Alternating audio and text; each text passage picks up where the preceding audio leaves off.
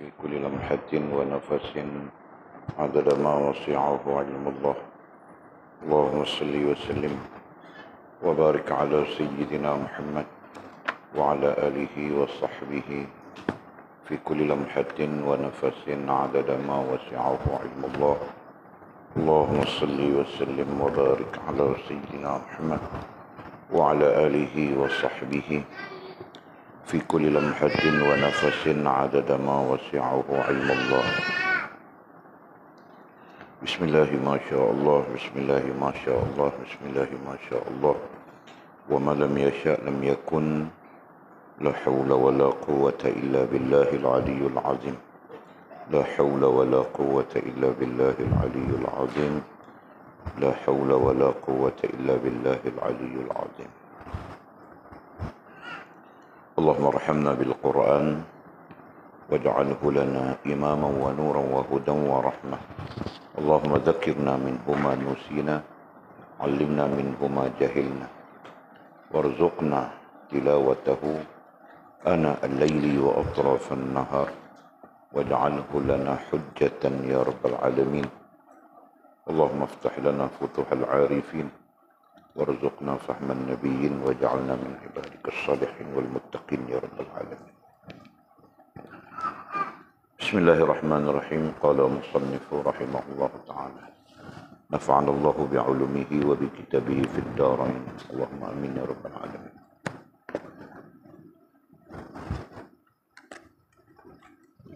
ثم قال: من رمى درا لسفينة يركب. Betul ya? Man rama durran لسفينة يركب ويغوص بحرا ثم درا حصلا وكذا الطريقة والحقيقة يا أخي من غير فعل شريعة لن تحصل. Apa? Nah, sana belum bincang lagi, Pak. Hah? Sudah. Man rama durran li safinati dibincang sudah? Sudah ya? Okay. Wa ba'du qala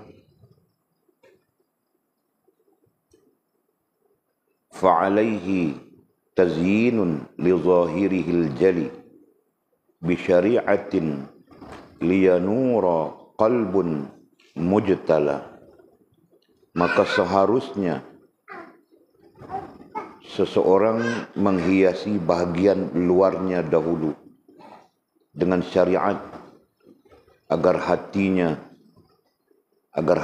yang dilihat oleh Allah bisa bersinar terang.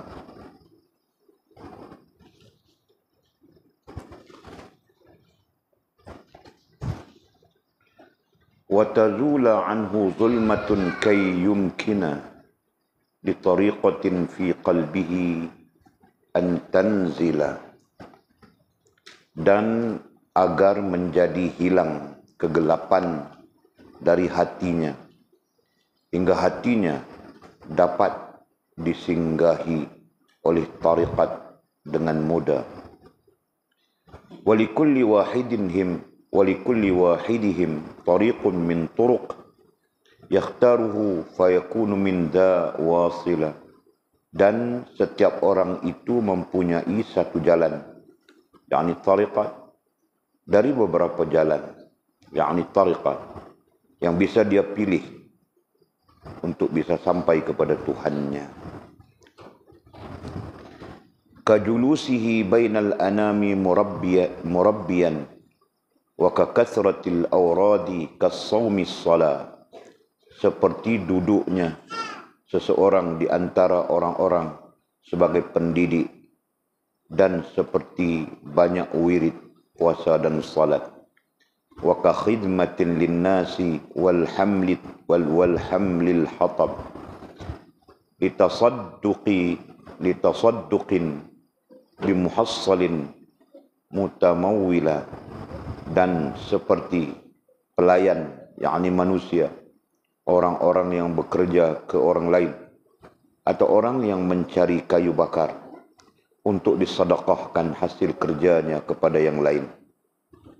Man rama an yasluk tariqal awliya falyahfazan hadhihi alwasaya amilan.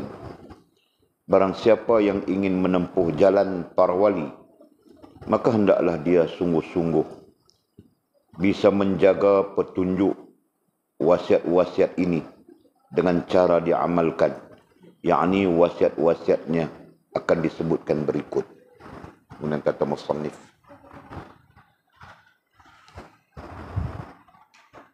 Walid keliru tadi apa taukah? Yang lain semua buka sebelah kanan, gitu kan? Yang ini buka sebelah sini. Keliru. Mana? Hilang kah? Cari-cari saja. Okey. Kita sambung ya pengajian kita kitab Hidayatul Azkiyah. Kita sampai di perbincangan, kita sampai di matan yang kita baca tadi. Fa'alaihi tazyinun li zahirihil jali. Mana duduknya?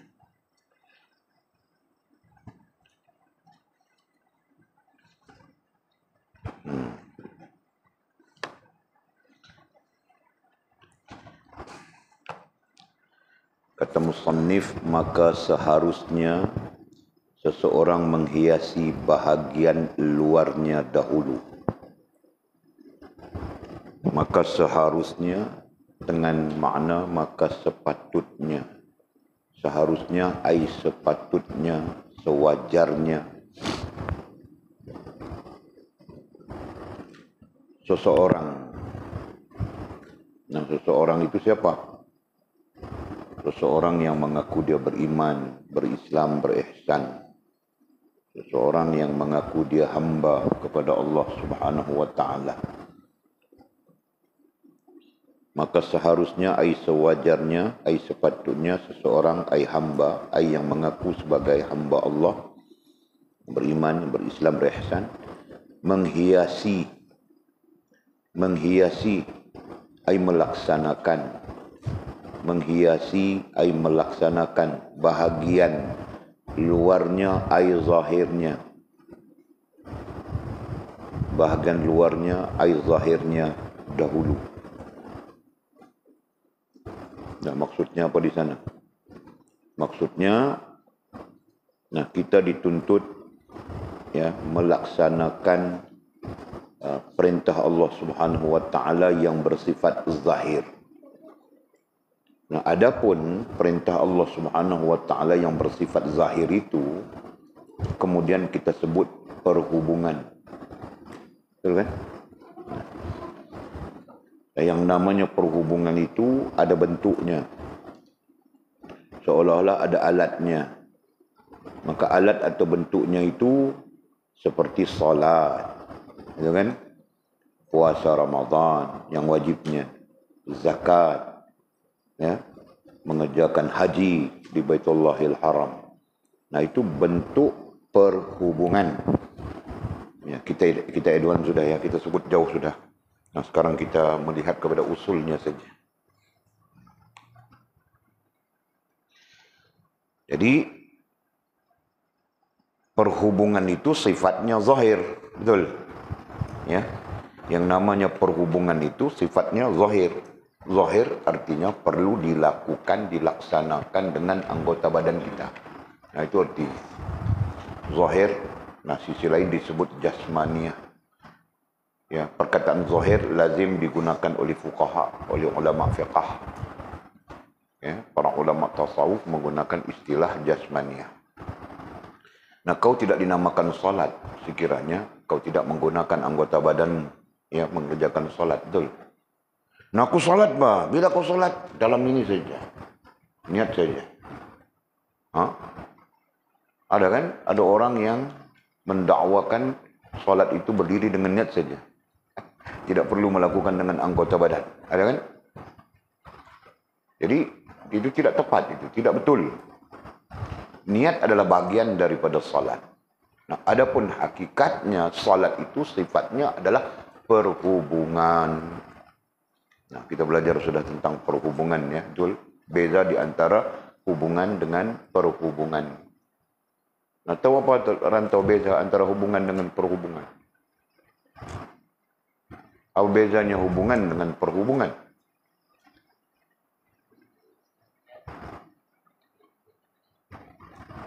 Nah, kau silap sudah tu. Hubungan. Apa bezanya hubungan dengan perhubungan? Macam itu jawapannya. Hubungan terkait dengan rohaniah, ya kan? Yang mana sifatnya sifatnya terkait dengan rasa dan perasaan kita, misalnya, gitu kan? Nah, perhubungan. Nah, macam mana terkait jasmania? Jadi kau perlu paham ya, beza istilah itu ya. Nah, kau semua sebut terkait jasmaniah, nah itu istilahnya ilmu tasawuf. Terkait dengan zahir, nah itu istilahnya ilmu fiqah. Okey? Terus. Maka seharusnya, sewajarnya, sepatutnya seseorang hamba, ya, hamba Allah menghiasi, melaksanakan ya, bagian luarnya zahirnya dahulu. Nah, kenapa disebut seorang hamba itu perlu melaksanakan zahirnya dahulu? Contoh, perlu solat dahulu, perlu puasa dahulu. Dalam arti kata yang lain, melaksanakan perhubungan dahulu. Kemudian nanti baru di sisi lain baru disebut dilaksanakan hubungan misalnya. Nah, musannif pada dasarnya mengajar kita tentang amaliyah, ya. Masih ingat betul ya? Musannif pada dasarnya mengajar kita, menjelaskan kepada kita tentang amaliyah. Nah, Mizi, apa bezanya amaliyah dengan satu lagi disebut ilmiah?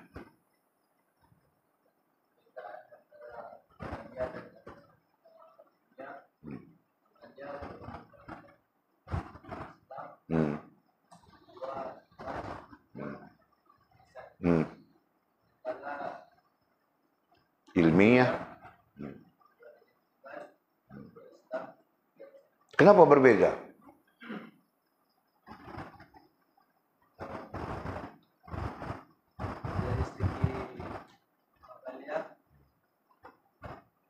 Nah, tidak perlu panjang.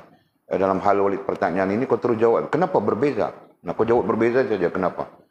Kenapa berbeza? Kenapa berbeza di antara ilmiah dengan amaliyah?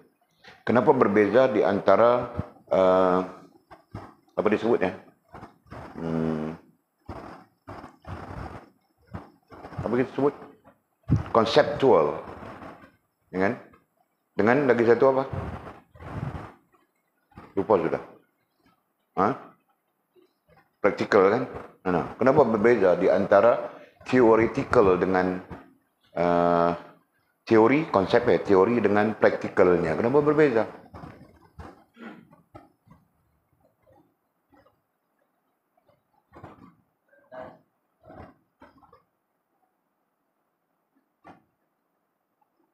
Nah, kau ni kasih malu orang laki-laki saja.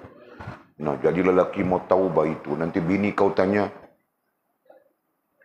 Bang Mizi, kenapa dalam hal ini didatangkan Islam dulu, kemudian baru iman, kemudian baru ihsan?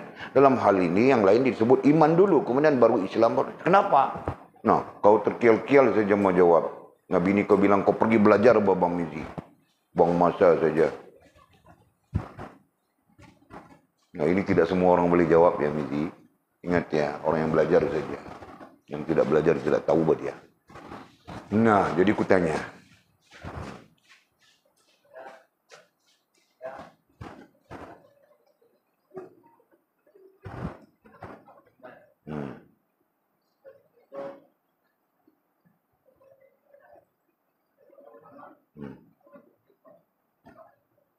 Pandai Bang Mizi, pandai mencakup-cakup kait-kait sudah. Nah, okey Bang Mizi. Ya, sekurang-kurangnya kau tahu. Karena kita berbeza.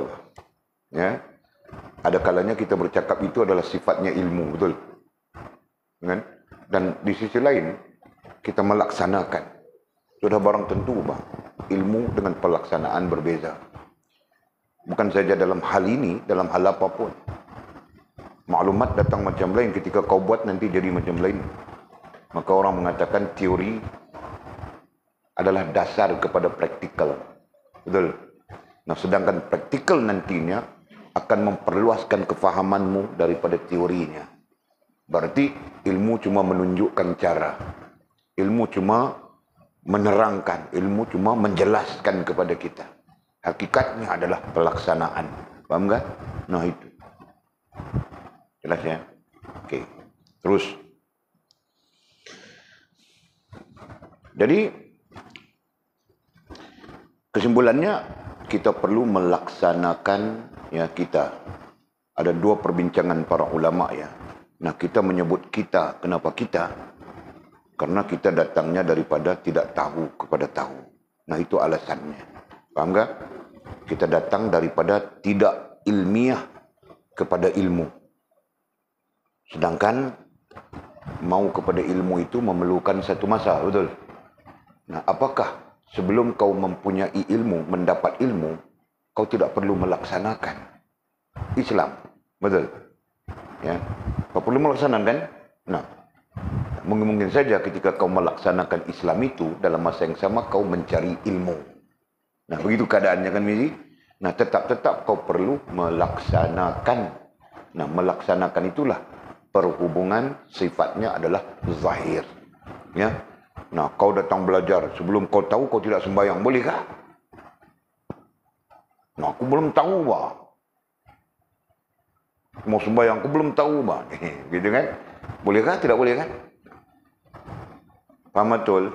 Nah, jadi ketika itu dikatakan kepada kita, ya, seharusnya, sepatutnya seseorang, nah, siapa yang mengaku hamba Allah itu mengisi bahagian zahirnya, ya, dahulu. Mengisi berarti melaksanakan. Okey. Melaksanakan apa? Katanya dengan syariat. Melaksanakan, ya, melaksanakan, menghiasi tadi, melaksanakan bahagian zahirnya dengan syariat. Ya. Nah, syariat itu sendiri pada dasarnya komplit sudah kan? Nafas syariat itu apa? Hah?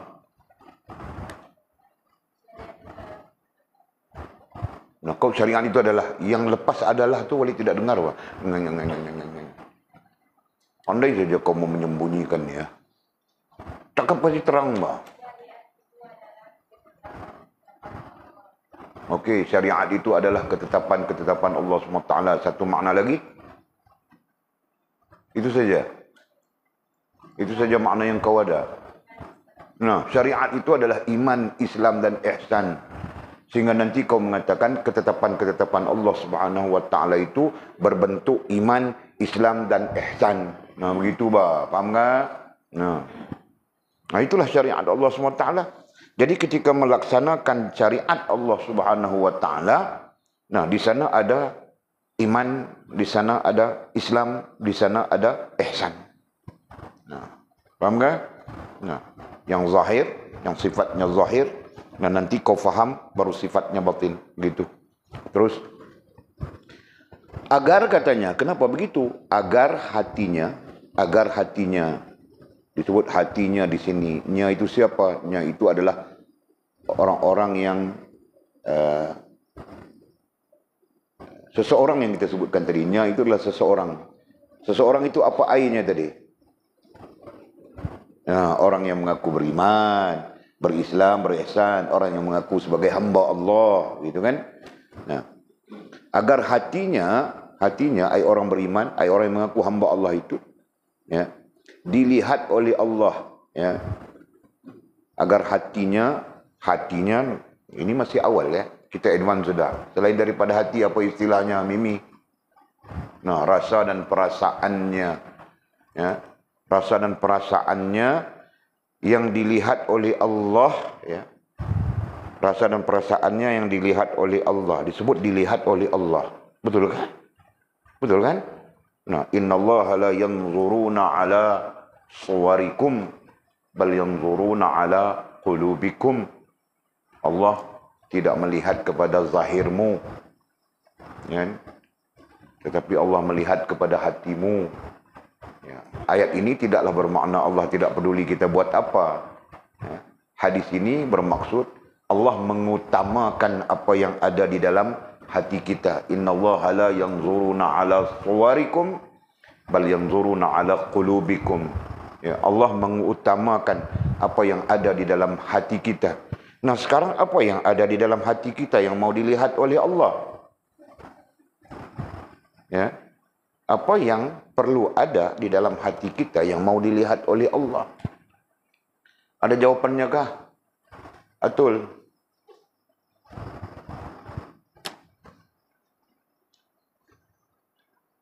Ada? Tiada. Apa yang mau dilihat oleh Allah dalam hati kita? Apa yang Allah mahu lihat dalam hati kita? Nah, soalan mudah saja di situ terkait dengan kita belajar.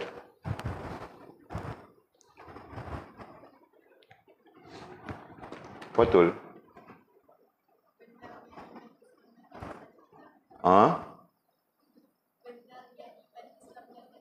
Oh, pandai betul. Cuma diceramah di situ kan. Nah, yang Allah mau lihat dalam hati kita, ya kan? Kalau kita sebut, Atul sebut, yang Allah mau lihat dalam hati kita tu iman, Islam dan ihsan. Nah, itu betul. Nanti kita kembangkan di sana. Yang Allah mau lihat itu iman, Islam, ihsan, atau apa ya? Tasdik, niat, rasa. Oke? Nanti kau kembangkan itu yang Allah mau lihat dalam hati kita. Yang disebut dalam hadis, innallaha la yanzuruna ala suwarikum bal yanzuruna ala qulubikum. Tapi Allah mau melihat di dalam hati kita. Nah, tempat mengisi tempat hati kita kan di sana semuanya kan? Fathur Rahman buka surat berapa? 9, 8, 9, 10. Nah, semua gitu kan? Nah, posisinya adalah hati. Nah, itulah hati. Apa yang Allah mau lihat di dalam hati kita, yang Allah mau lihat iman, Islam dan ihsan. Dan semua tempatnya di hati. Dan makna kepada hadis yang kita bacakan tadi, nah, Allah mau melihat di hati. Apa yang ada di hati itu? Nah, kita sebut sudah, yang ada itu tasdik, niat, rasa, kemudian mewakili iman, Islam dan ihsan. Itu satu poin.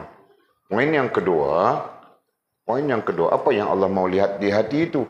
Nah, Atul jawab juga berlangsung tidak langsung. Ya, Allah mau melihat sidq wal ikhlas. Ya. Nah, ini disebutkan oleh para ulama dengan makna benar dan ikhlas. Ikhlas tetap juga ikhlas ya maknanya.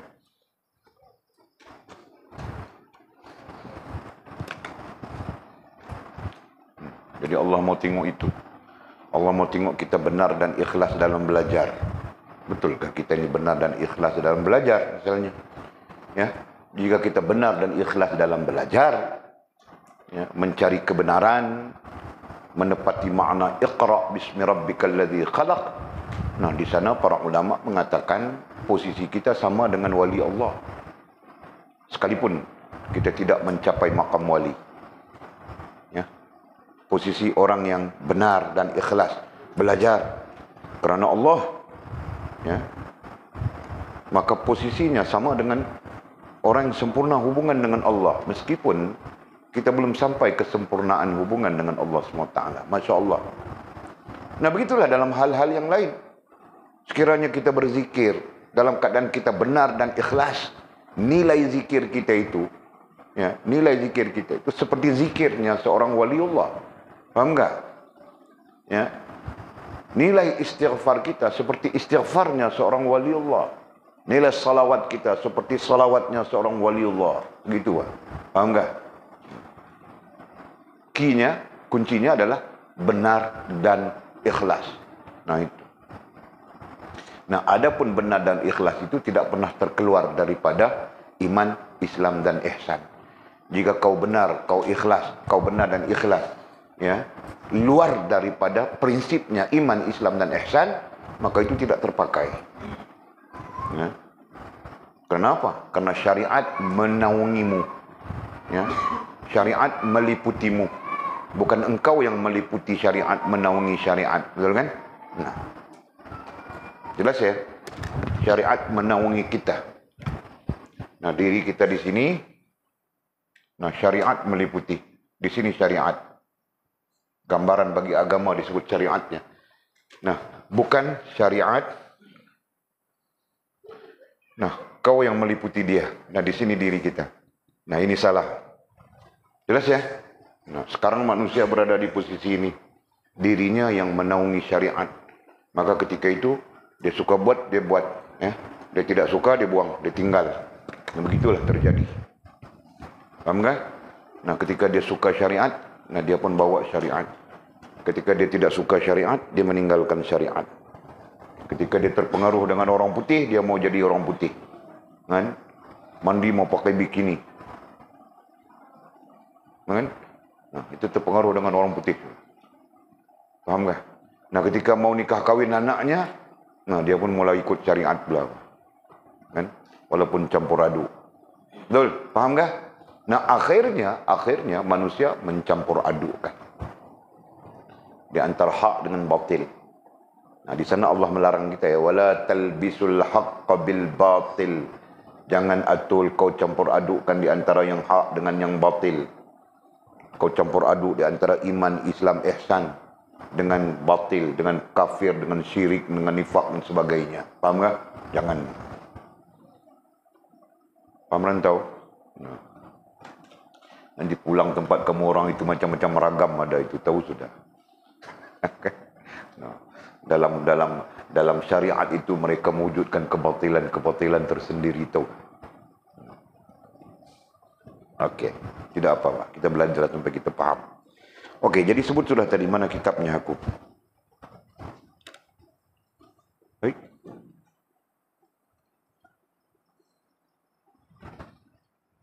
Jatuh, ha? Bukan, yang merah-merah itu mana?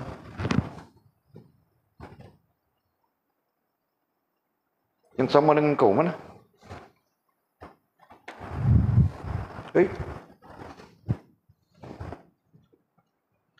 Siapa yang ambil?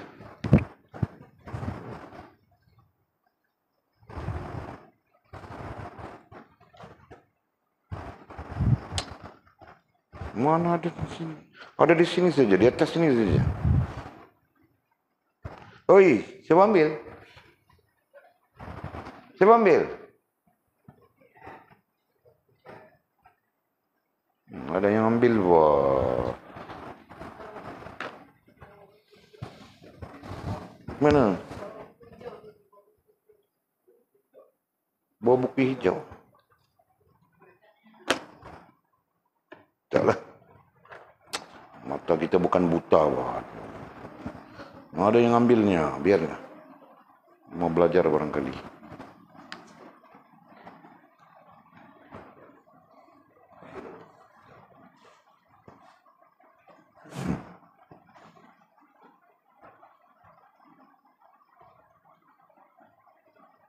Di mana tadi? Dengan syariat, ya, agar bercahaya hatinya. Nah, ini terjemahan lain ya, ini terjemahan lain ini. Nanti kamu orang keliru pula.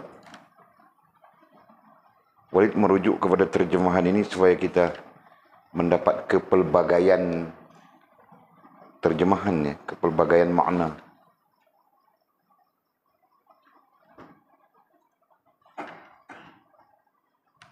Siapa yang pinjam kitab Idhadul?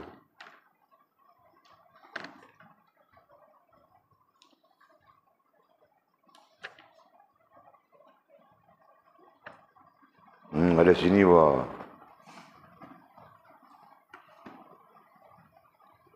Okey, terus. Agar hatinya dilihat. Sekejap ya.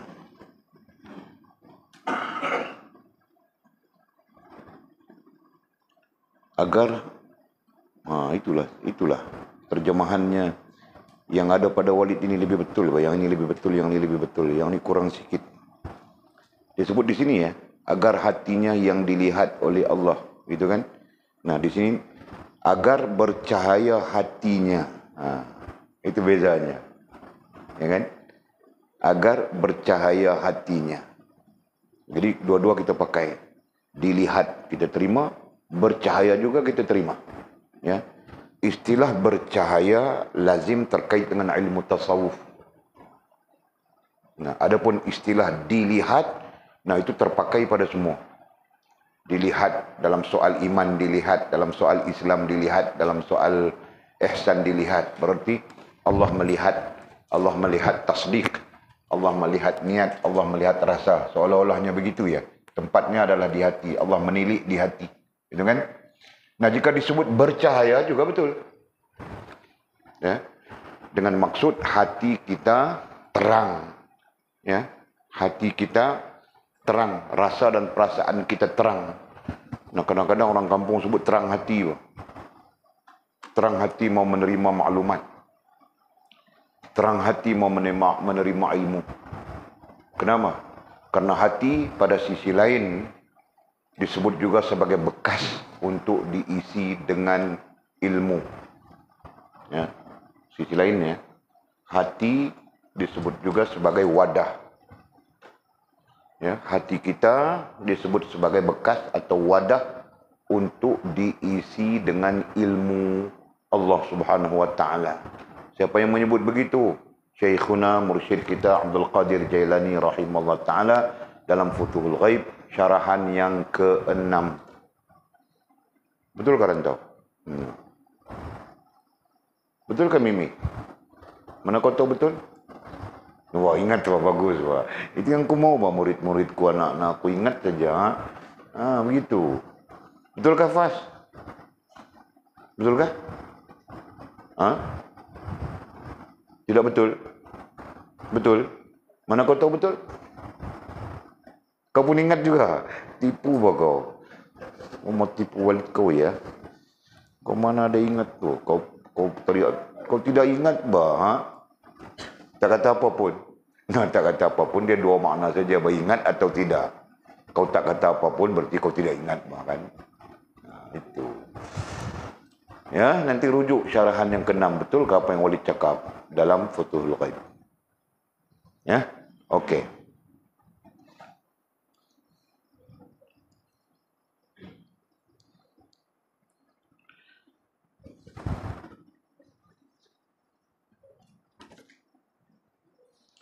Jadi kita sebut sudah ya, tentang hati kita itulah dilihat oleh Allah SWT.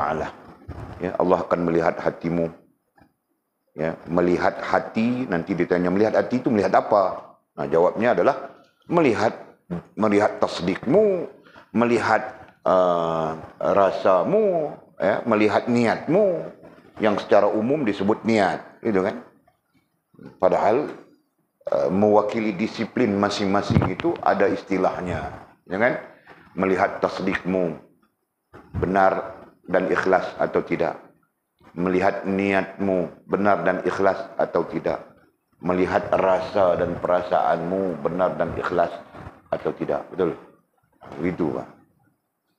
Dan satu sisi lain kita sebut sudah tadi, ya, hati itu tempat untuk menjadi wadah bekas ilmu. Di mana apabila dia terisi dengan ilmu, menyebabkan dia semakin bersinar, menyebabkan dia semakin bercahaya. Faham tak? Nah, dan cahaya itulah yang akan menunjuk jalan kepadamu, ya, sisi rohaniah maupun sisi jasmaniah. Cahaya itulah yang akan menjadi penerang, penyuluh kepada perjalanan kita, ya, dalam melalui rohaniah kita maupun melalui jasmaniah kita. Faham ini? Nah, ketika kau blackout sudah, jam sudah, kemana ini? Nah, rohaniahmu. Cahaya itu akan menerangkan rohaniamu. Kau sepatutnya milih kembali kepada Allah. Kau hanyut sudah menjadi tokan dadah. Tokan sabu. Contoh saja milih ya. Mustarazi bukan kau. Nah. Jul pun ya ketika dia jam sudah, rusak sudah. Kan menjadi bonza dangdut. Kan?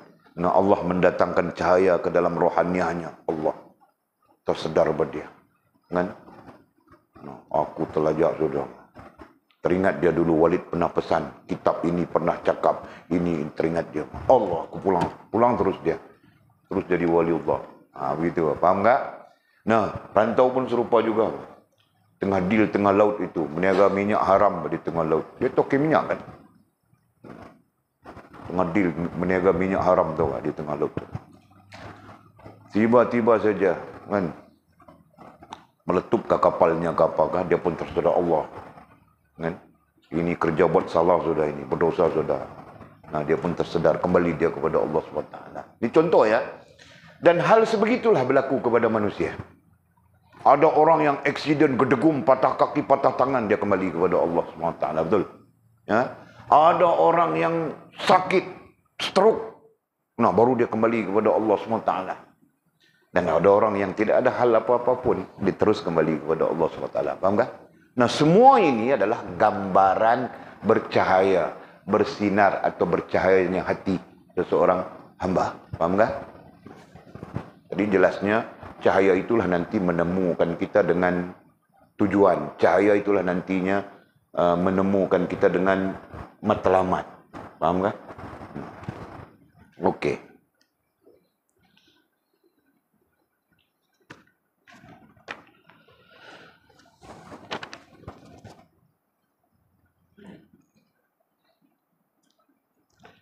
Kemudian katanya watazula anhu zulmatun kayyumkina, dan agar menjadi hilang kegelapan dari hatinya. Nah, jadi cahaya itu tadi juga tujuannya adalah untuk menghilangkan kegelapan. Nah, kegelapan kita advance sudah, ya. Kegelapan, nanti kegelapan itulah yang kita tafsirkan dengan kotoran, dengan dan agar menjadi hilang kegelapan. Nah, agar hilang kegelapan. Nah, kenapa kegelapan? Karena kotor. Kotor apa? Dosa. Kan? Nah,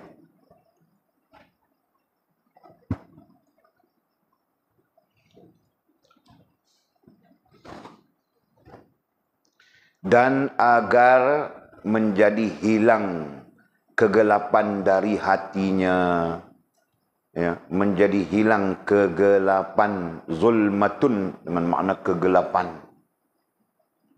Ya, satu sisi kita sebut sudah tadi dosa, maksiat, salah kita, tidak sedar diri kita, sombong kita dan sebagainya. Dengan Allah SWT menjadikan hati kita gelap gulita. Bukan? Kan? Nah, banyak sisi bincang, ada yang bincang menjadikan hati kita keras, lebih keras daripada batu, menjadikan hati kita kaku, beku dan sebagainya. Itu perbincangannya. Nah, kita maknakan dengan makna yang kita advance. Nah, hati kita menjadi kotor. Ya kan? Nah, kita bincang di sudut itu, kita sebut di sudut yang pernah kita sebut. Ya. Hati kita menjadi kotor. Nah, itu satu sisi. Allah SWT menyebut di dalam Al-Qurannya, Allahu waliyul ladzina amanu yukhrijuhum minaz zulumati ilan nur. Allah lah yang menolong kita, siapapun kita, mengeluarkan kita daripada gelap kepada cahaya. Ya kan? Mengeluarkan kita minaz zulumat, daripada gelap kepada cahaya. Zulumat, para ulama tafsir memaknakan dengan kejahilan. Ya. Berarti Allah mengeluarkan kita daripada kejahilan, zulumat, kegelapan ai kejahilan, kepada ilan nur, kepada cahaya. Nah, cahaya itu ilmu. Allah mengeluarkan kita daripada kejahilan kepada ilmu. Nah, itu berdasarkan kepada firman Allah SWT. Surah berapa, ayat berapa? Ingat? Allahu waliyul ladzina amanu yukhrijuhum minaz zulumati ilan nur. 257. Al-Baqarah 257. Itu Atul yang bilang Buya. Cek tengok betul kah? Kalau betul kita kasih dia menikah sudah. Kasihan dia sorang-sorang di kandang kambing itu. Jaga kambing. Aku kasihan dia. Kita kasih dia menikah. Nah 2 orang dia tengok kambing. Baru adil. Kita buat rumah Atul di ujung sana.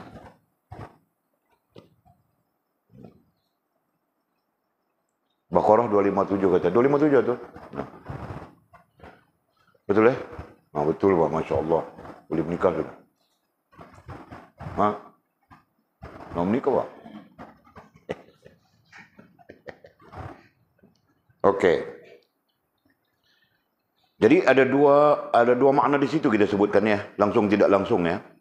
Dan agar menjadi hilang kegelapan.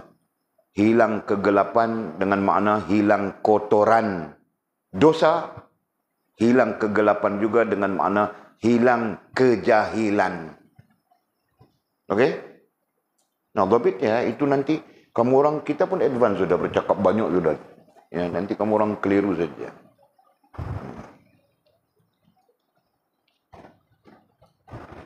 Dari hatinya, hilang kegelapan kotoran dari hatinya. Ya. Hilang kotoran dari hatinya, kotoran dosa dari hatinya, ataupun hilang kejahilan daripada hatinya. Nah, hilang kejahilan, datang ilmu. Hilang kotoran dosa, nah, datang kecelekan. Itu kan? Datang kecelekan yang kita bercakap sudah, ya. Hilang kotoran dosa, hati yang mati menjadi hidup, yang sakit menjadi sihat. Nah, ketika hati itu menjadi sihat, hati itu dapat berkomunikasi. Ya, hati itu dapat berkomunikasi dengan sir nafsi dan sir alami dan seterusnya, menemukan kita dengan Allah Subhanahu wa taala. Nah, faham itu ya? Okey. Hingga hatinya dapat disinggahi. Hingga hatinya dapat disinggahi. Nah, apa di kitab lain cakapnya?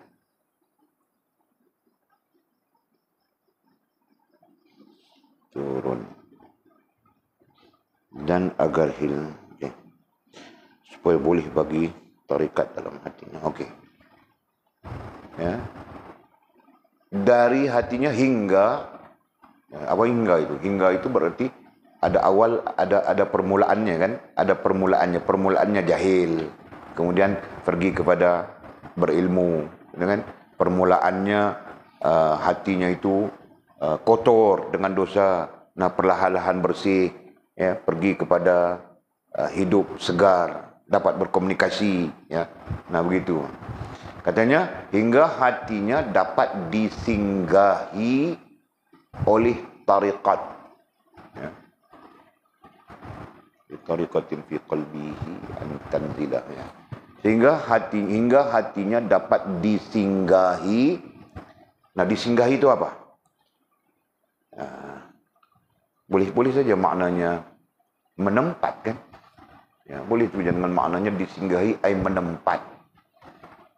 Nah, itu yang kita sebutkan tadi. Maulana Syekh Mursyid kita mengajar surah dalam Fathul Ghaib syarahan yang ke-6 itu. Hati adalah wadah untuk diisi dengan ilmu, gitu kan?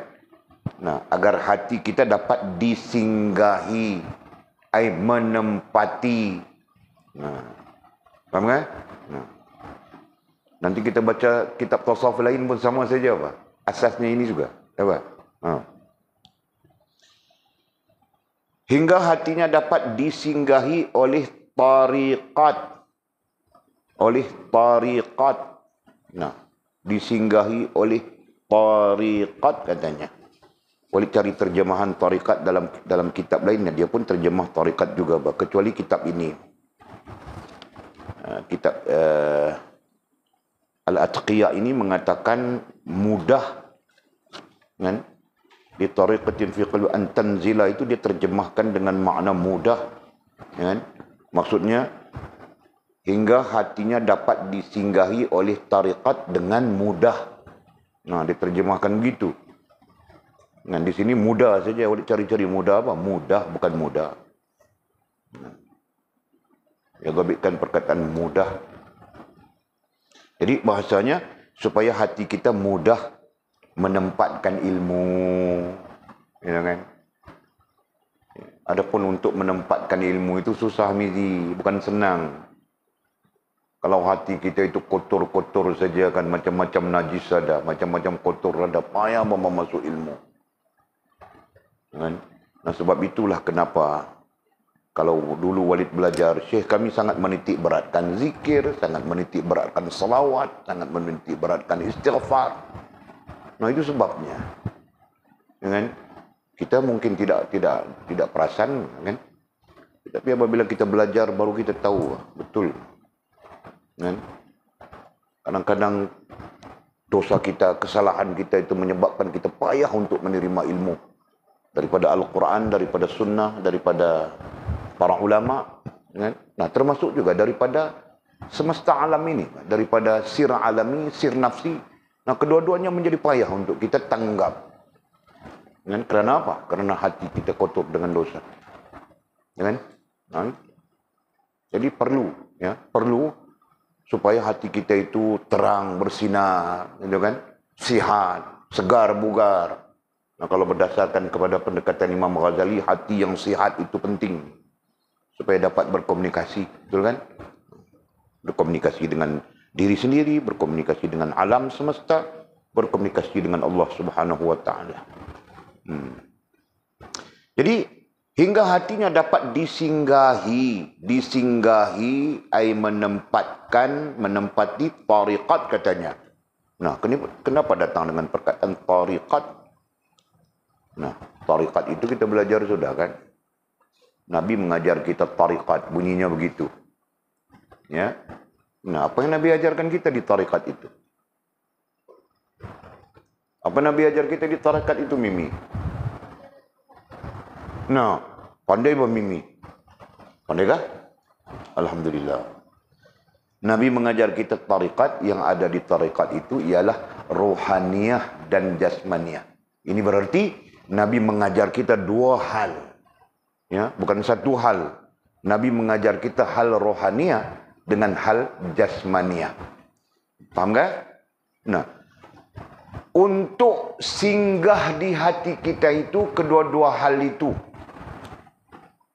Ada pendapat mengatakan untuk hal jasmaniyah singgah di hati kita sedikit mudah berbanding hal rohaniyah. Nah, itu pendapat para ulama ya. Nanti kita jumpa dalam kitab-kitab lain.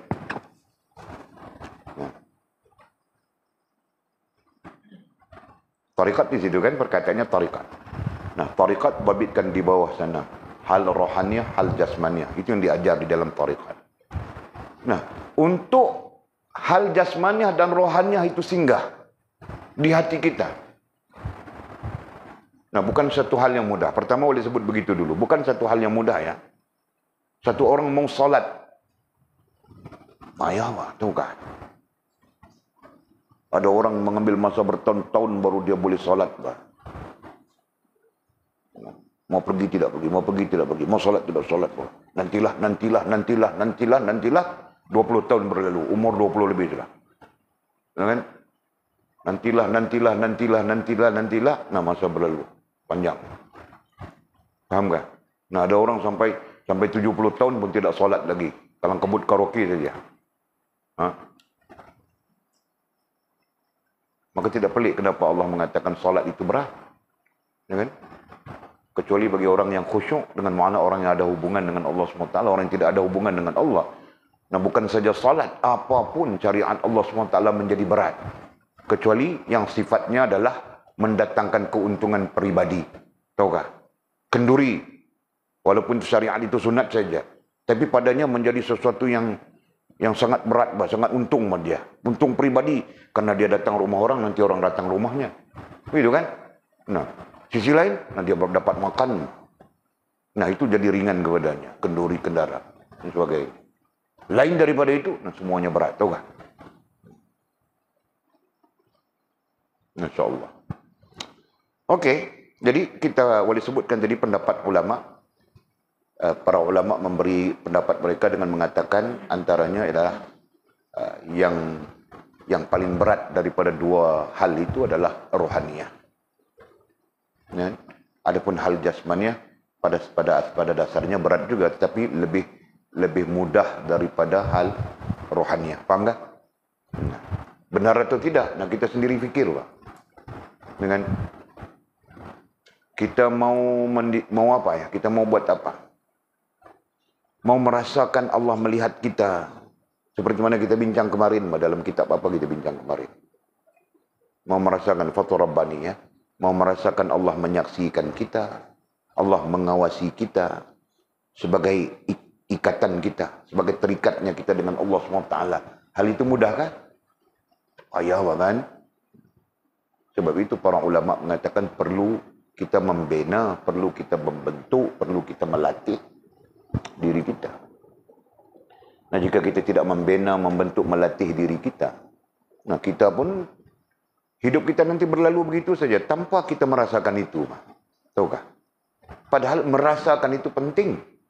Hal itu ada di dalam rasa dan perasaan kita itu penting. Kenapa? Karena itulah rohaniah. Itulah hubungannya rohaniah. Itulah keterikatan rohaniah. Paham enggak? Jadi bagaimana kita boleh hidup, bagaimana kita hidup dalam keadaan hati kita, rohaniah kita tidak ada rasa itu. Tidak rasa Allah mengawasi, rasa macam biasa saja. Macam mana? Ya, sehingga para ulama, antaranya musannif kita memberikan komentar. Syekh Abdul Qadir memberikan komentar, katanya, karena tidak ada rasa itulah yang menyebabkan kita ringan untuk melakukan perkara-perkara yang berdosa. Faham tak? Kita berat untuk melakukan perkara-perkara yang menyebabkan jadi kebajikan di sisi Allah Subhanahu wa taala. Nah, kerana itu. Jadi jelas kepada kita bahawa kita sebutkan tadi sudah bahawa hal rohaniah itu menjadi payah. Melainkan kita melatihnya, membentuknya, ya kan? Memahami dengan ilmu, kemudian melatih kepada diri kita, ya. Melatih kepada rasa dan perasaan kita. Faham betul? Nah, untuk melatih rasa dan perasaan kita kepada hal yang kita sebutkan tadi, itulah menuntut kita jihad. Dengan menuntut kita melawan hawa nafsu kita. Menuntut kita menentang diri kita sendiri. Nah, Maulana Mursyid Syekh Abdul Qadir Jalani sebut sudah di dalam Fathul Ghaib. Jika tidak salah, syarahan 18, 19, 20 terkait hal itu saja. Kita menentang diri kita sendiri, Pak. Faham betul? Okey.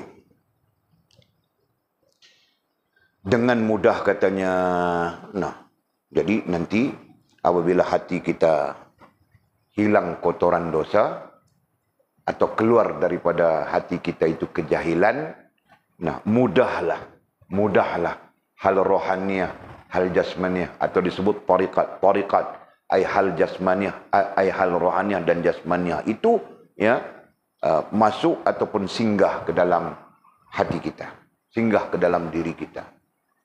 Nah, paham ya? Nanti kita baca tentang Syekh Abdul Qadir Jalani sebut menyediakan hati sebagai wadah untuk diisi dengan ilmu. Nah, inilah rentetan daripada matan inilah. Faham tak? Nah, begitu. Betul kan Miri ya? Sekarang sikit mudah kan? Betul kan Miri kan? Kau payah juga Miri. Payah juga kan? Payah zikir bah Miri. Kau ni murid ajar sudah. Seiring bah fikir dan zikir. Nah, jangan kau pisahkan. Kau fikir saja, kau tidak zikir. Kau zikir saja, kau tidak fikir. Nah, seiringkan fikir dan zikir. Nah, begitu kan? Kemudian kata musannif walikulli wahidihim tariqun min turuq, dan setiap orang itu mempunyai satu jalan, yakni tariqat, dari beberapa jalan, yakni tariqat. Dan setiap orang itu mempunyai satu jalan tariqat, satu jalan yakni tariqat daripada beberapa jalan.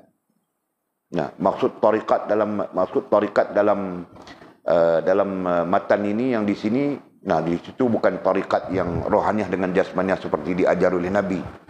Jadi tarikat di sini adalah pilihan. Ya.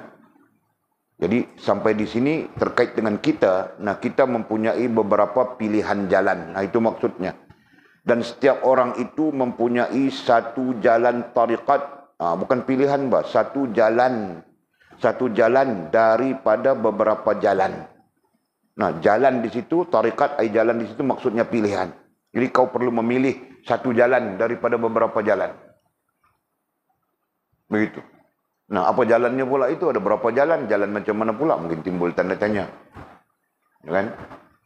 Nah, para ulama mengatakan, para ulama ahli tasawuf, ahli adab, ya, orang-orang kerohanian mengatakan sekurang-kurang jalan itu ada 3. Sekurang-kurang. Nah, boleh disebut sudah 2. Jalan fikir, ya kan? Jalan fikir, jalan zikir. Nah, itu sekurang-kurangnya. Tapi para ulama lebih menyebut 3. Jalan fikir, jalan zikir,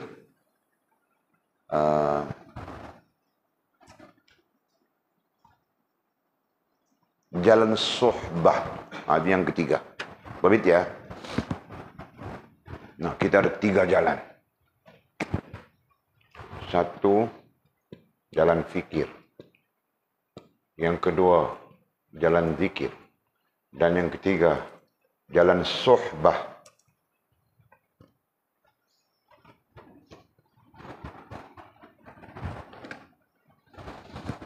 Nah, ini terkait apa? Ini terkait dengan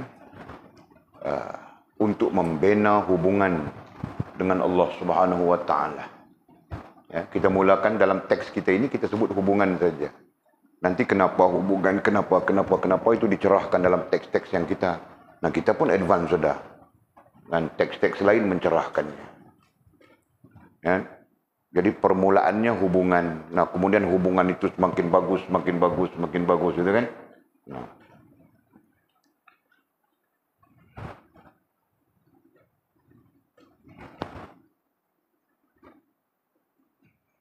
Okey. Jadi katanya, dan setiap orang itu mempunyai satu jalan daripada beberapa jalan. Nah, setiap orang itu mempunyai, boleh memilih. Nah, jangan perkataan mempunyai, itu berarti mutlak ya, mempunyai. Nah, teks lain menyebut memilih.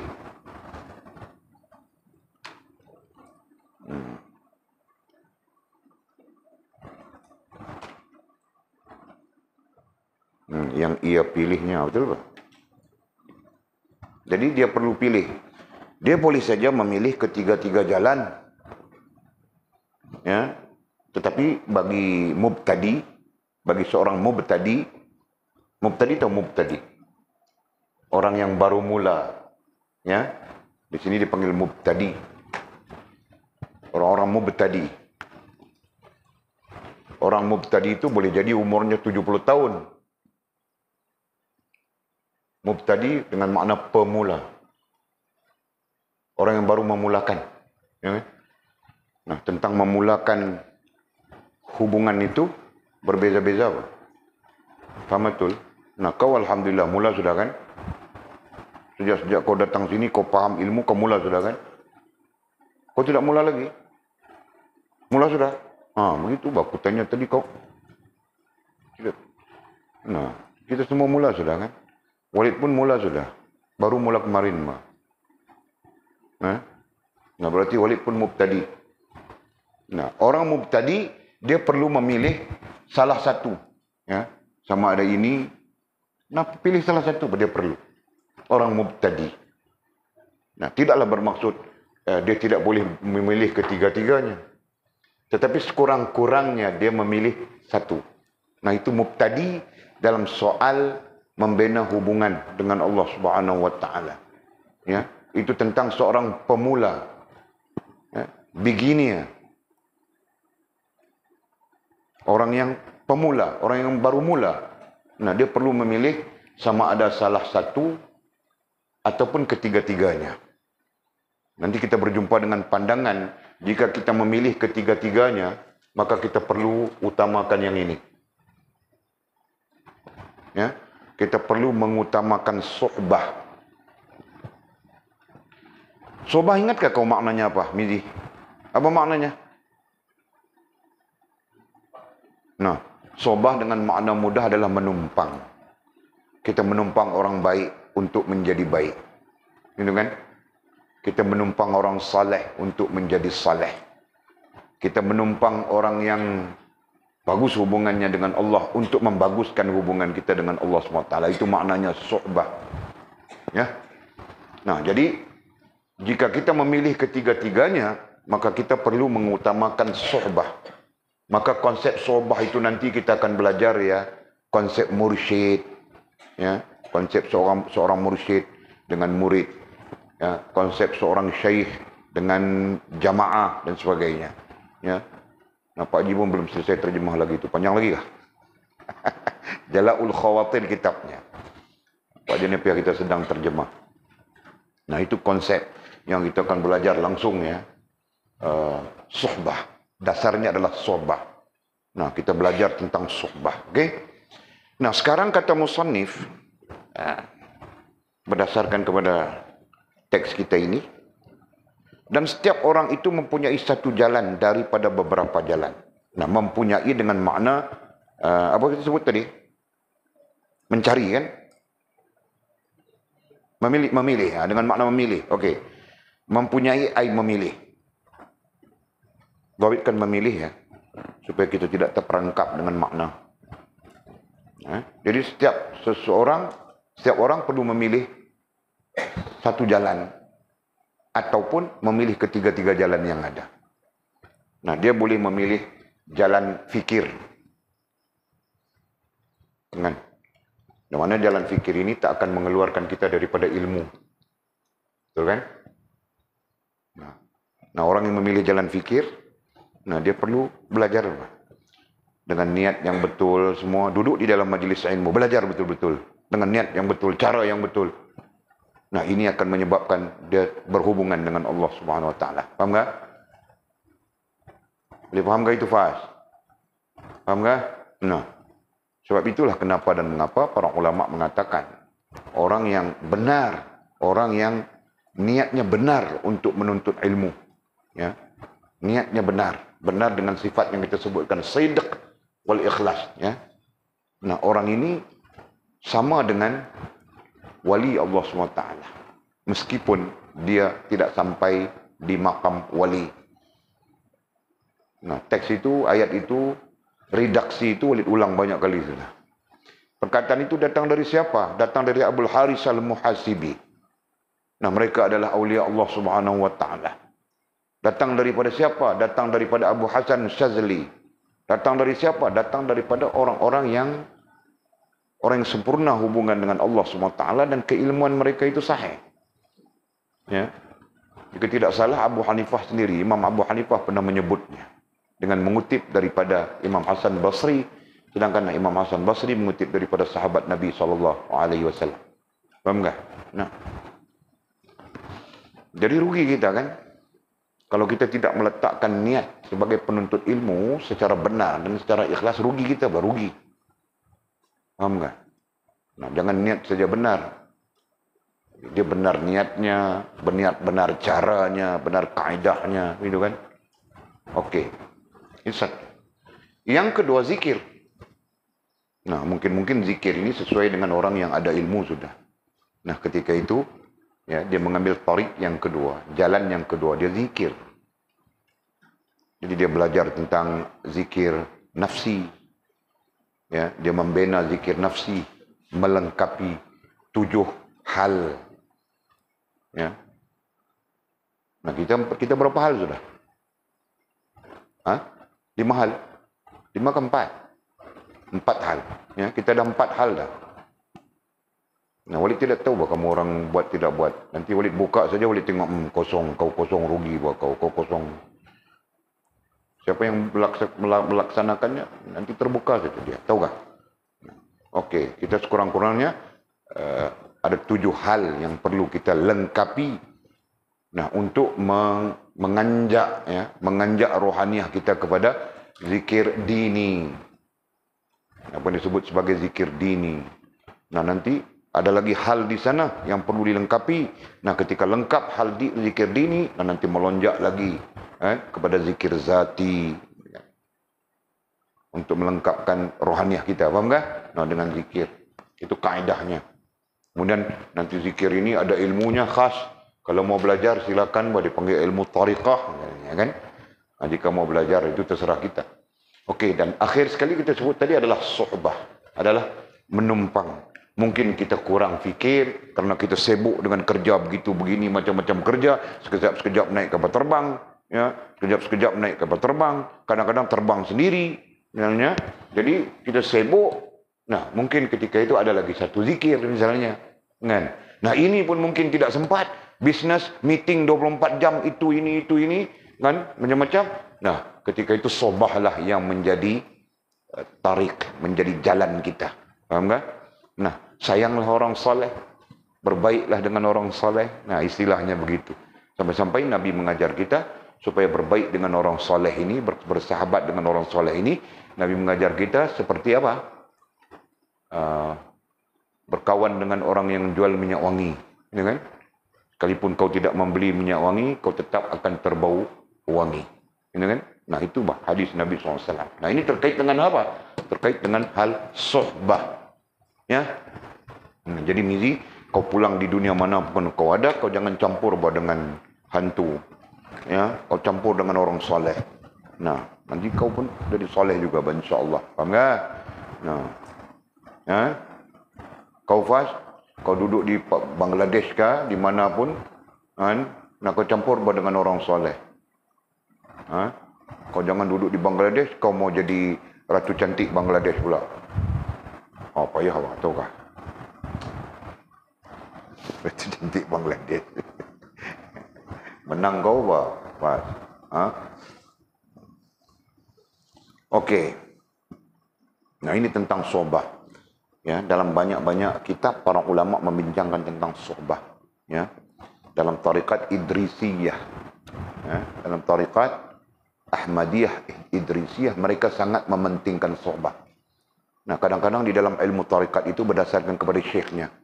Ada syekh yang mementingkan fikir, ada syekh yang mementingkan zikir, ya kan? Nah, itu tertakluk kepada mursyid, ya, gitu kan?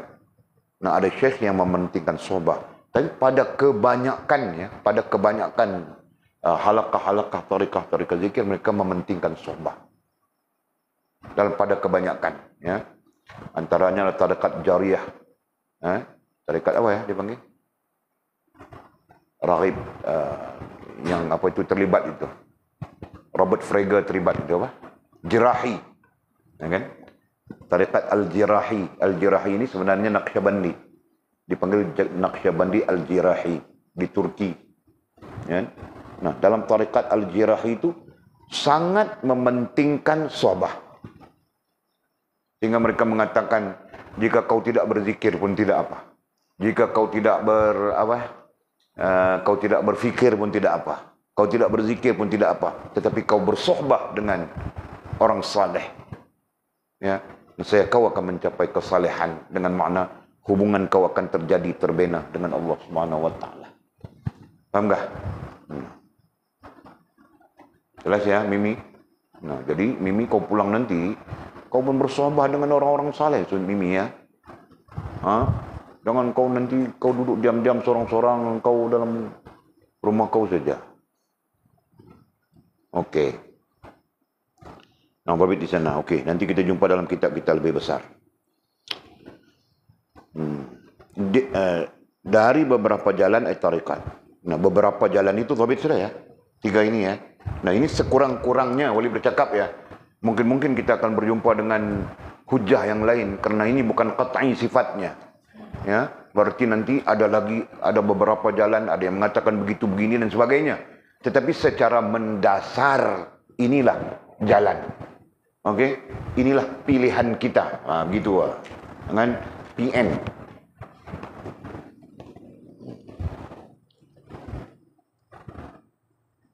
Kau jeling saja Fas. Kau di AP kan?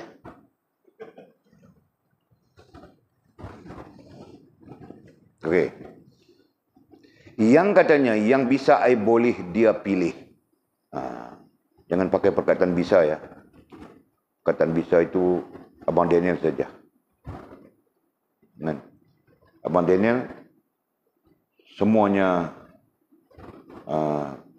bisa, kecuali ular saja. Betul kan Daniel kan? Ular tak bisa kan? Nah, ular tidak bisa dia. Tapi yang lain semuanya bisa.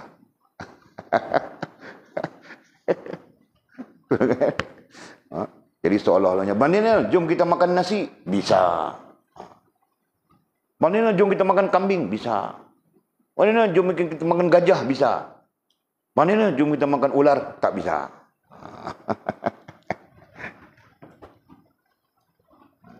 Ada dua hal yang dibincangkan. Lagi satu, kapan? Okey. Yang bisa boleh dia pilih. Nah, jadi jalan-jalan itu kita boleh pilih ya. Daripada 3 jalan, kita pilih ketiga-tiganya. Nah, itu sangat bagus. Siapa yang memilih ketiga-tiganya? Kata At-Tijani, Salahuddin At-Tijani, di dalam kitab yang diterjemahkan kepada bahasa Nusantara kita dengan makna apa? Menggapai langit. Betul kan? Menggapai langit. Salahuddin Tijani, menggapai langit. Dalam kitabnya itu dia menyebut siapa yang menjalani ketiga-tiganya, maka dia beruntung, ya, dia cepat untuk terjadinya hubungan dengan Allah Subhanahu wa taala. Begitu. Nah, jadi kalau kita bercakap tentang ketiga-tiganya, kita berada di posisi ketiga-tiganya itu kan. Nah, kita boleh menjalani ketiga-tiganya. Hanya saja Walid bukan orang yang layak untuk sobah saja. Nah, Walid pun sobah juga kepada orang lain, tahu tak? Nah, Walid sobah dengan manusia-manusia alam ghaib sana. Ada wali Allah di antara mereka. Ada orang-orang saleh yang ramai di antara mereka. Bersobah dengan mereka. Tahu tak? Nah, mau sobah dengan orang Bukit Selambau, mau sobah dengan siapa? Aku. Nah, antara kita-kita saja kan? Mau sobah dengan Mizi. Payah apa? Dengan Jul pun aku mau sobah juga. Tapi Jul dia jadi ayam berak kapur sudah 3-4 hari ini. Aku pun tidak tahu juga apa. Semalam kau mandi ke Jul? Ada muntah kah? Tiada? Nah, tiada bagus juga. Kalau siapa muntah? Kau muntah kah? Ada. Okey. Kita kena kasih mandi semua orang kot. Nanti hari apa-apa kita cari barang-barang tu ke sini. Budak-budak ni semua mandi. Nak darah ni. Bukan kita bagi mandi lah. Dia orang mandi sendirilah. Kau ni melampaui ji. Dia orang mandi sendirilah. Nah, kita buang segala apa-apa yang mungkin menjadi racun ke apakah di tempat kita kan. Okey. Yang bisa boleh dia pilih, dia itu siapa? Dia itu siapa itu? Nah, kita saja dia itu. Dia kau mau cari siapa? Cari siapa? Dia itu adalah kita. Kita yang terlibat dengan hal ini, betul kan? Jadi kita pakai kita saja.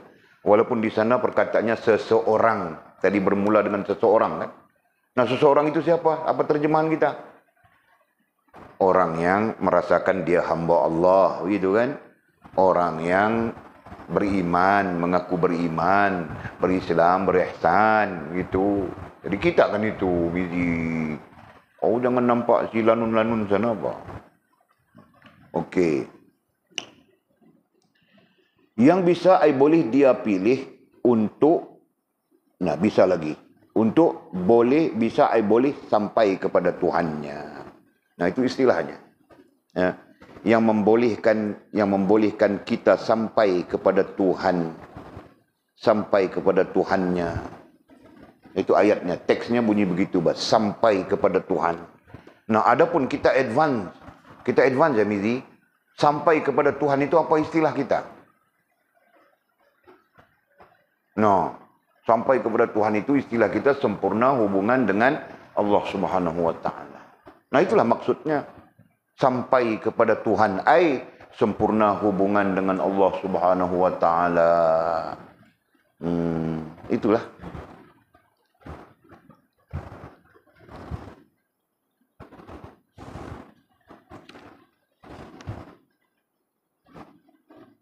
Jadi kita adalah orang-orang yang cuba membina diri kita untuk sempurna hubungan dengan Allah SWT kan. Nah, justru jika begitu, nah jalannya kita sebut sudah. Ya, jalan pilihan kita pun kita sebut sudah. Cumanya ia melibatkan rohaniah dan jasmaniah. Ya. Nah, kita perlu lebih-lebih lagi kita perlu supaya rohaniah kita itu bersih. Nah, itu keperluan kita ya, dari sudut keperluan adalah rohaniah kita itu bersih, bersinar, bercahaya. Ya? Nah, tempatnya adalah hati. Dalam arti kata yang lain, hati kita perlu bersih, bersinar, bercahaya. Untuk apa? Untuk menanggap hal-hal rohaniah. Untuk menanggap perkara-perkara yang bersabit dengan rohaniah ya, dalam hubungan dengan Allah Subhanahu wa taala. Ya kan? Apapun ya, hubungan itu perlu dibina, dibentuk perlahan-lahan sehingga sampai kepada kesempurnaan. Betul? Nah, begitulah seterusnya. Paham betul? Jadi mudah-mudahan kita pun dapat membina, membentuk ya rohaniah kita perlahan-lahan melalui metod ya, jalan yang kita jumpa sekarang jelas sudah kita sebut, cantum sudah kita. Padahal kita advance sudah ya. Nah, sekarang kita cantumkan. Nah, jalan ini yang akan menyampaikan kita kepada sempurna hubungan dengan Allah Subhanahu wa taala. Ya. Nah, kemudian kata musannif kajulusihi bainal anami murabbiyan. Maqal Allahu a'lam. Bismillahirrahmanirrahim. Qala musannifu rahimahullahu taala nafa'ana Allahu bi'ulumihi wa bi kitabihi fid darain. Allahumma amin ya rabbal alamin wa ba'du qala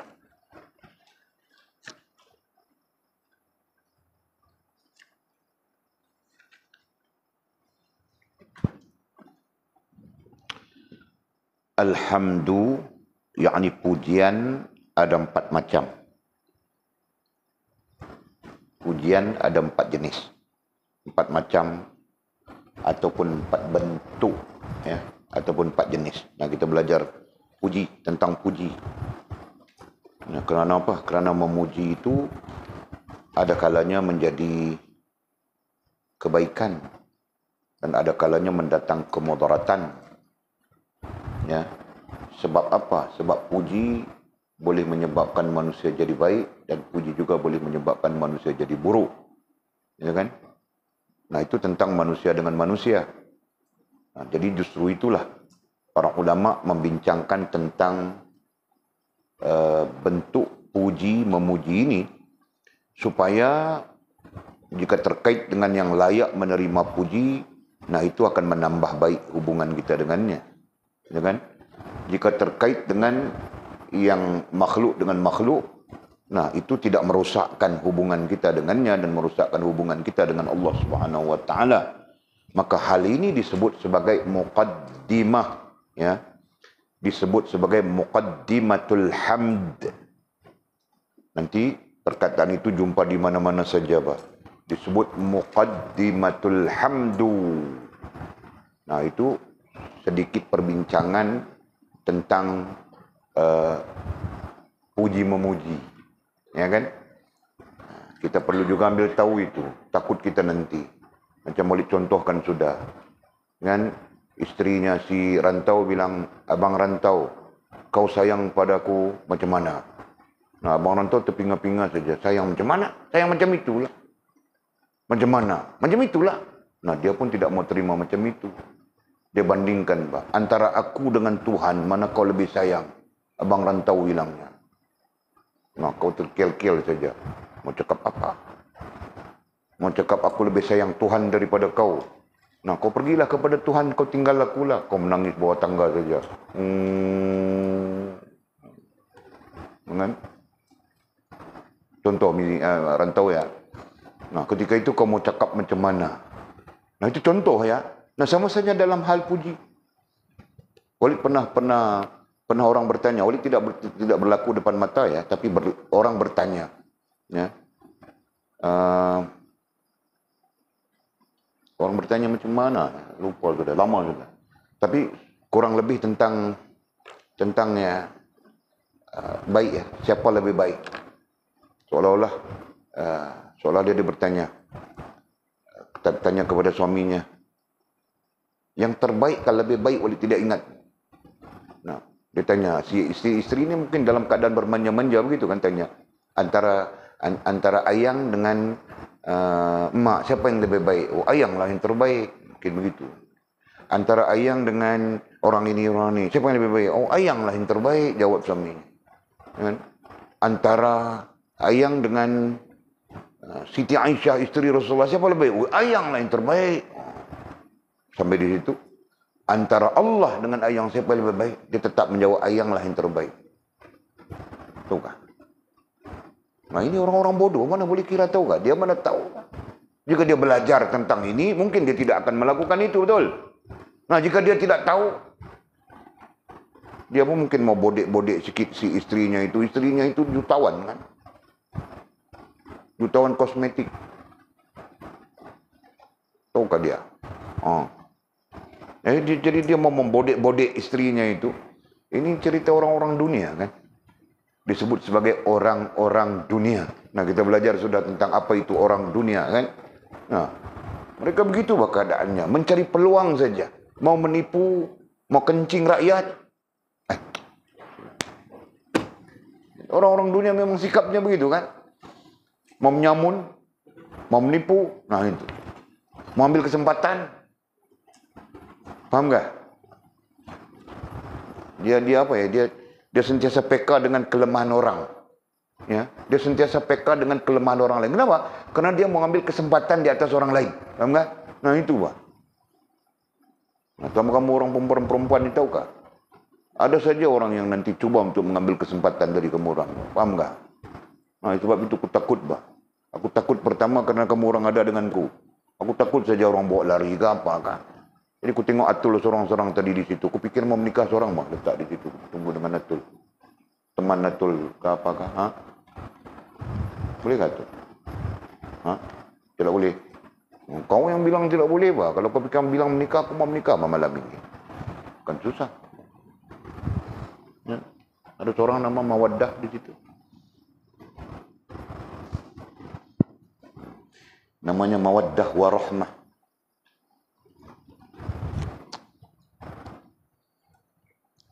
Tidak, aku suruh kasih dia teman kau, Pak.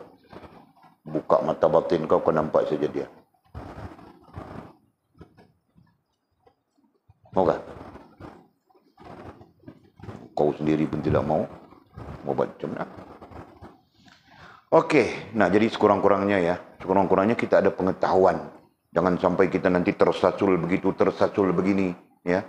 Adapun hak Allah tetap hak Allah Subhanahu Wa Taala. Ya kan? Nah, kita perlu jaga dan pertahankan sebagai hak Allah Subhanahu Wa Taala, betul?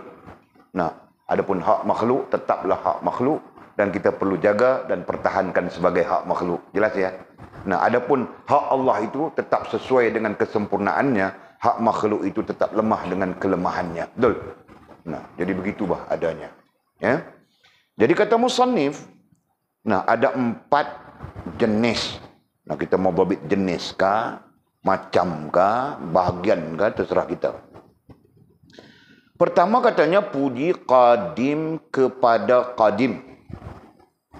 Puji qadim kepada qadim. Jadi maksudnya apa? Pujian Allah kepada zatnya sendiri. Nah, jangan kita macam orang-orang liberal, tahukah? Orang-orang yang liberal yang tidak memahami agama. Walaupun dia nama Islam, nama mereka Islam, tapi mereka tidak memahami agama. Nah, mereka mengatakan apa? Tuhan pun kemaruk pujian, katanya. Ya. Kalau kamu orang ada kesempatan baca tafsir Zamakhsyari. Apa nama tafsirnya mana ini? Zamakhsyari. Mu'tazilah. Tafsir Mu'tazilah itu.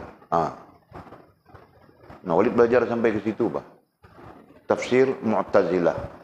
Yang menulis tafsir itu adalah orang yang berpemikiran Mu'tazilah. Nah, dia berhujah antara lain. Tuhan sendiri pun, apa dia panggil disebut tadi? Boleh sebut awal tadi? Kemaruk pujian. Seolah-olahnya begitu. Nampak kan? Nah, dalilnya, dia beri dalilnya. Nah, Allah memuji dirinya sendiri, Pak. Di mana? Alhamdulillahirabbil alamin. Nah, itu kan perkataan Tuhan, ayat Allah. Nah, berarti Allah memuji dirinya sendiri. Nah, dia mengatakan Allah pun kemaruk pujian. Kan? Nah, ini pemikiran ya, masalah pemikiran mereka. Yang sesat itu pemikiran mereka, yang sesat itu apa yang di dalam hati mereka. Yang sesat itu, yang buta itu ialah apa yang di dalam dada mereka, yaitu hati, bukan mata zahirnya kan. Nah, itu.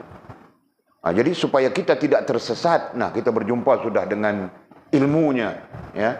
Kita berjumpa sudah dengan ilmunya yang menyebut pujian qadim kepada qadim, yakni pujian Allah SWT kepada zatnya sendiri. Nah, kita berjumpa sudah. Ya. Jadi pujian Allah Subhanahu wa taala kepada zatnya sendiri itu adalah layak baginya. Kenapa layak baginya? Ya, kalau kita bincangkan tentang kita sebagai makhluk, apa yang kita ada? Kita tidak ada apa kan? Semuanya pinjaman yang pada diri kita, luar dan dalam kita, zahir dan batin kita, semuanya pinjaman daripada Allah SWT. Nah, nantinya yang kita guna pakai untuk melalui kehidupan kita pun pinjam daripada Allah SWT juga, kan betul? Masa, oksigen, makanan, minuman, apa segala, semuanya kita pinjam daripada Allah SWT. Justru kita apapun tidak ada. Termasuk rohaniah kita milik Allah Subhanahu wa taala, betul? Paham betul? Nah, kalau sudah demikian, Allah mau memuji dirinya sendiri, apa masalah? Ya kan? Haknya, segala-galanya haknya. Dialah istighna. Dialah yang terkaya. Nah, dia memuji dirinya yang terkaya. Seperti mana ada makhluk yang sombong mengatakan, kerana dia kaya, dia mengatakan, aku orang kaya. Nah, apa masalahnya? Memang dia kaya, Pak. Betul kan? Cuma kita bercakap perbezaan antara makhluk dengan Tuhan. Nah, Allah Subhanahu wa taala yang memang terkaya, maha kaya. Nah, dia mau mengatakan akulah yang terkaya. Apa salahnya? Paham ya?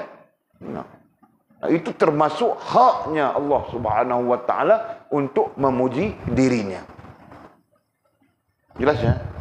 Nah, nanti kita berjumpa di dalam mana-mana pun Allah memuji dirinya, itu adalah haknya. Karena dia terkaya, dia mau menyatakan akulah yang terkaya. Apa salah? Ya, ketika dia yang terindah, dia mengatakan akulah yang terindah. Apa masalah?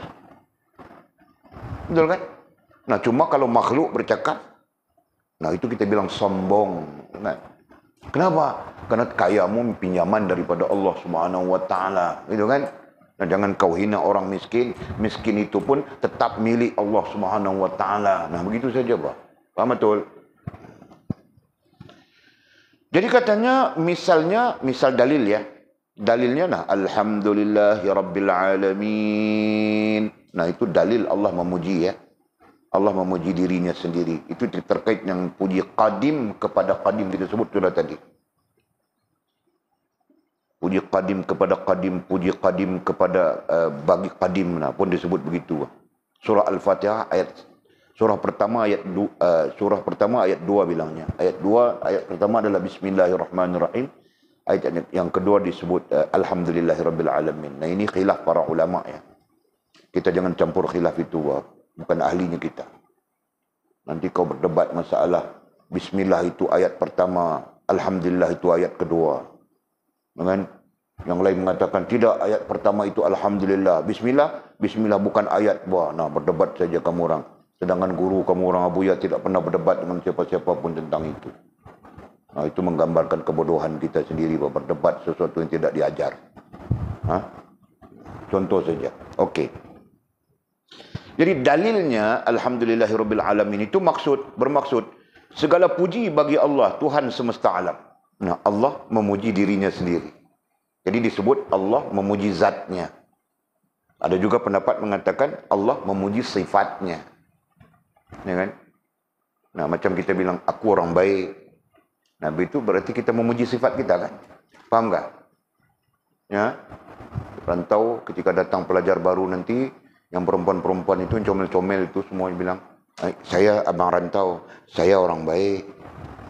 Nah, tidakkah itu bermaksud kau puji diri sendiri, betul kan? Nah, saya kakak senior Fas, Kak Fas senior, saya orang baik. Tidakkah itu bermaksud Fas memuji diri dia, betul kan? Faham tak? Nah, jadi jika kita sebagai makhluk pun ada tabiat, ya, ada tabiat memuji diri kita, memuji sifat kita. Nah, apalah pada sisi Allah Subhanahu wa taala, dia memuji sifatnya sendiri, dia memuji zatnya sendiri. Ya, apalagi dalam pengetahuan kita, dalam ilmu kita, dia maha segala-galanya. Nah, ini berarti dia layak memuji dirinya sendiri. Bahkan kita sebagai makhluk, ya, wajar, patut, sepatutnya memuji Allah Subhanahu wa taala. Faham tak? Nah, begitu. Terus kita puji yang kedua. Yang kedua, puji qadim kepada hadis. Puji qadim kepada hadis dengan maksud pujian Allah kepada makhluknya. Nah, ini perlu dicatat ya kamu orang. Sebab nanti dalam kitab-kitab lain kita tidak perlu bercakap panjang lagi sudah. Nah, ini terkait akidah langsung, tidak langsung ya. Sebab itu didatangkan dalam topik-topik, dalam disiplin ilmu tauhid. Ya. Kerana tentang puji adalah terkait dengan akidah. Begitu. Okey. Seperti, Musannif mendatangkan contoh. Seperti pujian Allah kepada Nabi atau kekasihnya, ya, puji qadim kepada hadis ini, ya, yakni puji Allah kepada makhluknya seperti pujian Allah kepada Nabi atau kekasihnya. Allah memuji Nabi atau memuji kekasihnya. Nabi, Rasul, satu hal. Kekasihnya itu satu hal. Nah, adapun kekasihnya itu tidak semestinya Nabi, ya, tidak semestinya Nabi Rasul, ya. Jadi kekasihnya itu, nah, mungkin umat baginda Nabi Muhammad sallallahu alaihi wasallam, minal mu'minin as-salihin syuhada siddiqin. Nah, dari sana, ya, daripada umat Nabi Muhammad sallallahu alaihi wasallam yang mereka itu adalah salihin, mereka itu adalah syuhada, mereka itu adalah siddiqin. Nah, itu kekasih Allah SWT. Kan? Okey, dhabitkan itu. Bukan dhabit, tuliskan itu. Nah, selain daripada itu, kekasih Allah Subhanahu wa taala juga disifatkan sebagai orang-orang yang taat dan patuh kepada Allah Subhanahu wa taala. Bukan, boleh mudahkan ya. Orang-orang yang mempunyai kesungguhan berarti berusaha, ya. Orang-orang yang berusaha bersungguh-sungguh untuk taat dan patuh kepada Allah SWT. Nah, itu juga disabitkan sebagai orang yang dikasihi oleh Allah SWT. Nah, pelajaran yang kita bincang dalam ilmu tasawuf itu terkait maqamat, ya. Nah, orang yang dikasihi oleh Allah SWT dan Allah menganugerahkan kepada mereka himmah. Orang yang dikasihi oleh Allah SWT, Allah menganugerahkan kepada mereka izzah. Orang yang dikasihi oleh Allah SWT, Allah menganugerahkan kepada mereka karamah. Kan? Ada tingkatan masing-masing itu. Dan Nabi Rasul yang dikasihi oleh Allah SWT, Allah menganugerahkan kepada mereka mukjizat. Okey. Jadi, apa dalilnya? Dalilnya surah Shad. Ya, dhabit ya, surah Shad. Surah ke-38 ayat 44. Itu dalilnya. Nah, bunyinya macam mana? Ni'mal abdu innahu awwab. Nah, itu bunyi dalilnya. Dialah, yakni Nabi Ayub alaihissalam, sebaik-baik hamba. Nah, Allah memuji Ya, Allah memuji makhluknya. Dialah Nabi Ayub alaihissalam sebaik-baik hamba. Sesungguhnya dia amat taat. Nabi Ayub ini sangat taat kepada Allah SWT. Ya. Sesungguhnya dia, Nabi Allah Ayub alaihissalam amat taat, yakni kepada Tuhannya. Ya. Jadi Nabi Ayub ini seorang yang sangat taat. Nah, Allah memujinya. Bahkan Allah memuji siapapun yang taat kepadanya. Ya kan? Nah, jadi itu sebagai dalil yang menunjukkan adanya puji qadim kepada hadis. Nah, jadi puji qadim kepada qadim, nah itu harus hukumnya. Puji qadim kepada qadim itu harus hukumnya. Padahal bahkan para ulama tidak mengatakan harus. Para ulama mengatakan itu hak, dipanggil hak. Mereka tidak menyatakan hukum secara langsung. Puji qadim kepada qadim, ya, para ulama mengatakan al-haq. Itu hak Allah Subhanahu wa taala. Puji qadim kepada hadis. Nah, itu pun termasuk hak Allah Subhanahu wa taala. Okey. Kemudian boleh teruskan ya, kasih habis 4 nih. Pujian hadis kepada hadis. Nah, puji hadis kepada hadis dengan maksud pujian makhluk kepada makhluk yang lain. Nah, ya. Musannif mendatangkan contoh seperti ucapanmu Zaid orang yang mulia. Kita menyebut Zaid, kita menyebut rantau, kita menyebut Jul, kita menyebut Mizi, kita menyebut Lina, semua nama-nama kita sebut. Nah, kita mengatakan bahawa mereka itu adalah orang-orang yang mulia. Berarti kita memuji. Nah, itu jenis pujian keempat. Maka di sini hukumnya dikatakan harus. Ya. Harus pujian makhluk kepada makhluk yang lain. Harus. Dan yang keempat, pujian hadis kepada qadim. Pujian hadis kepada qadim, yakni pujian makhluk kepada Allah. Pujian makhluk kepada Allah Subhanahu wa taala. Seperti perkataanmu, seperti kita mengucapkan segala puji bagi Allah. Nah, jadi hukum puji hadis bagi qadim, nah itu dipanggil taklif, dipertanggungjawabkan dengan 5. Ya, dipertanggungjawabkan dengan 5. Nah, dipanggil taklif itu. 1, wajib. Nah, ada kalanya wajib kita memuji Allah Subhanahu wa taala betul. Ya, di mana? Alhamdulillahirabbil alamin. Nah, kita baca dalam surah Fatihah itu kan. Nah, surah Fatihah itu wajib bagi kita dalam salat. Nah, ketika itu wajib. Nah, yang kedua sunat. Nah, ada kalanya sunat. Ya, subhanallah, subhanallah, subhanallah, subhanallah. Itu sunat. Kan? Dan ada kalanya makruh. Kan? Nah, terkait dengan makruhat. Macam mana mau contohkan makruhat ya?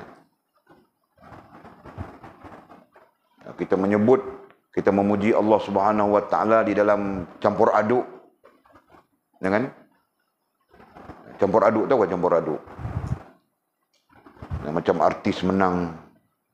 Alhamdulillah, rezeki daripada Allah. Nah, dia pakai kain belah sampai paha. Pahanya nampak saja. Dengan ketat macam sarung nangka. Alhamdulillah, rezeki daripada Allah. Nah, itu bukan setakat makruhat. Makruh kau memuji di situ. Dengan makruhnya kerana kau memuji dalam keadaan kau bermaksiat. Tapi itu lebih dekat dengan haram. Dengan itu lebih dekat dengan haram. Cumanya memuji Allah Subhanahu wa taala dalam apa ya, dalam terkait dengan haram itu, nah kau memuji Allah tengah berak. Ketika keluar shit itu keluar shit, tahu tak shit? Shit tahu tak? Shit kepalanya itu. Alhamdulillah, alhamdulillah dalam tengah berak itu, dalam jamban. Nah itu haram. Faham tak? Nah. Dan yang kelimanya adalah harus. Nah, harus itu berarti boleh saja kau memuji ya, bila-bila masa pun ya, dengan keadaan-keadaan yang dibenarkan oleh syarak. Ya kan? Nah, itu harus. Jadi boleh ringkaskan sebut saja. Okey. Kemudian kata musannif, kita sambung lagi nanti. Rukun hamd ay memuji itu ada 5. Kita perlu belajar ya. Supaya kita tidak salah. Ya. Rukun memuji. Ketika kita memuji itu ada 5 rukunnya. Begitu. Ya, nanti kita pergi satu persatu. Dan kata musannif, Allahu a'lam.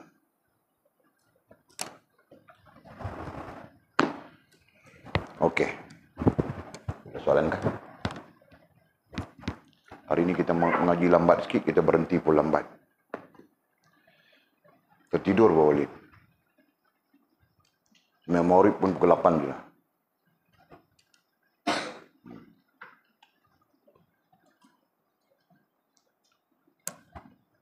Ada soalan kita dah? Bismillahirrahmanirrahim. Alhamdulillahirabbil alamin wassalatu wassalamu ala asyrafil mursalin sayyidina wa maulana Muhammad wa ala alihi wa sahbihi ajma'in. Allahumma iftah lana futuhal 'arifin warzuqna fahman nabiyyin waj'alna min 'ibadikas salihin. Allahumma ihdina as-siratal mustaqim siratal ladzina an'ama Allahu minan nabiyyin was-siddiqin wasyuhada'i was-salihin. Allahumma rabbana iftah bainana wa bain qaumina bil haqq wa anta khairul fatihin. Allahumma a'inna ala dzikrika wa syukrika wa husni ibadatika. اللهم فقهنا في الدين وعلمنا التأويل. اللهم فقهنا في الدين وعلمنا التأويل. اللهم فقهنا في الدين وعلمنا التأويل. وصلى الله على سيدنا محمد وعلى آله وصحبه وبارك وسلم. الحمد لله رب العالمين. تقبل الله منا ومنكم.